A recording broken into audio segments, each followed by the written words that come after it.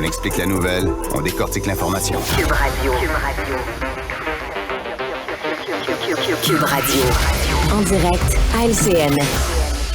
C'est l'heure d'aller rejoindre Philippe-Vincent Foisy que je retrouve dans les studios de Cube Radio. Salut Philippe-Vincent. Salut.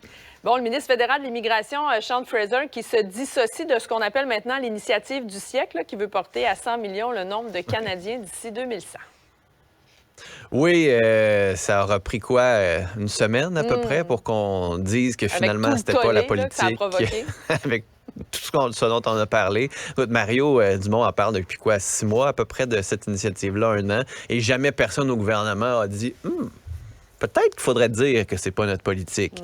Puis, tu sais, c'est un peu facile aussi, cette sortie qu'ils font, là, les libéraux là-dessus, en disant non, le Century Initiative, c'est pas du tout notre politique. Oui, mais quand on regarde les chiffres, puis la hausse des taux des seuils d'immigration, puis la rapidité à laquelle ces seuils montent, on s'en va vers à peu près 100 millions de nouveaux arrivants d'habitants au Canada d'ici 2100. Donc, c'est comme si je te disais, je suis pas végétarien, je mange pas de viande. Mais je suis pas végétarien. OK, tu me dis un peu la même affaire. Tu fais juste pas te coller l'étiquette dans le front, mais en même temps, ce que tu fais se dirige vers l'objectif de cette initiative-là aussi. Alors, on joue ici un petit peu avec les mots. Ça reste que le débat, il est entier quand, par exemple, le Canada va accueillir un demi-million de nouveaux arrivants, 500 000, et que le Québec en accueille 50 000 seulement. C'est 10 % ce chiffre-là, et donc c'est bien loin de son poids démographique actuel. Alors, on se dirige nécessairement vers une baisse démographique au Québec par rapport au reste du pays. Donc, le débat qu'on a depuis une semaine, il est entier. C'est juste que le gouvernement a réalisé que de s'associer avec ce groupe de réflexion-là ne fonctionnait pas. Et c'est là où, malheureusement, le Bloc québécois a raté une belle occasion en déposant sa motion sur, justement, cette initiative-là, sur les chiffres d'immigration, pour faire parler les conservateurs. Parce que les conservateurs, depuis le début de ce débat-là à Ottawa, sont très discrets, ne disent vraiment pas grand-chose, ne veulent pas se mouiller d'un côté comme de l'autre. Ils sont conscients qu'au Québec, ce serait un enjeu si on décidait de dire oui, on ouvre les vannes, etc., surtout pour certains députés. Mais de l'autre côté, on peut pas trop critiquer les seuils d'immigration parce que dans le reste du Canada, ce sont des seuils qui sont acceptés et pour lesquels il y a beaucoup de monde qui sont d'accord, notamment dans les banlieues de Toronto, notamment dans les banlieues de Vancouver, où la prochaine élection va se jouer.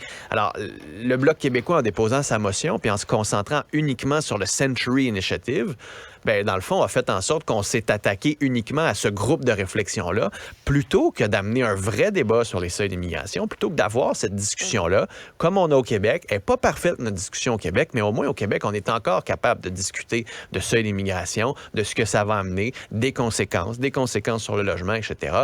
Alors que dans le reste du pays, on ne peut pas critiquer ça, sinon, bien, on l'a vu cette semaine, malheureusement, il y a beaucoup de monde qui sont vus comme des xénophobes juste parce qu'il y a des craintes pour la culture puis la langue francophone, là. Parlons maintenant de la manifestation anti-avortement hier à Ottawa. Il n'y a pas beaucoup de députés conservateurs qui se trouvaient sur place. Non, puis habituellement, il y en a beaucoup plus qui se pointent. Là. Il y en avait seulement un cette fois-ci. Des députés qui sont clairement anti-avortement n'y ont pas été. Dans le passé, quand Andrew Scheer voulait devenir chef du parti, il a même écrit une lettre. Il ne voulait pas se montrer devant les caméras, mais il avait quand même écrit une lettre parce qu'il courtisait ce groupe-là d'anti-avortement. Ce qui est particulier cette année, c'est que ça survient alors qu'il y a un autre projet qui a été déposé, un projet de loi qui a été déposé par une députée conservatrice qui est vraiment là sur la ligne. Oui, qui relance un peu le débat, ce qu'elle dit. Ben oui, parce que ça vient d'une députée anti-avortement, parce qu'on veut faire du fait qu'une femme est enceinte et serait victime d'un crime comme un facteur aggravant. Là, ce que certains avocats disent, c'est que de toute façon, le juge peut déjà faire ça, déjà prendre ça en considération dans la détermination de la peine, fait qu'on légifère pour rien. Mais d'autres qui disent ce qu'on veut faire avec ça, c'est surtout de donner et de commencer à bâtir un statut légal pour le fœtus. De dire, au fond, il y a quelqu'un d'autre qui existe et qui pourrait donc aggraver la peine. Et c'est là où les pro-avortement disent, n'allons pas là, ça rouvrirait le débat. Et on a senti ce malaise-là au Parti conservateur parce qu'on essaie de se détacher de tout ce débat-là, de toute cette discussion-là. Ça a tout pris pour que Pierre Poilievre dise oui, que lui, il était pro-avortement, donc pro-choix pendant la campagne, pendant la course à la direction au Parti conservateur. On voit qu'il y a encore ce malaise-là et on a comme laissé entendre aux députés, on n'a pas donné de mot d'ordre, là, ce qu'on comprend dans le devoir ce matin, mais qu'on a quand même dit aux députés, si vous pouvez l'éviter, ce serait mieux pour l'image collective du parti.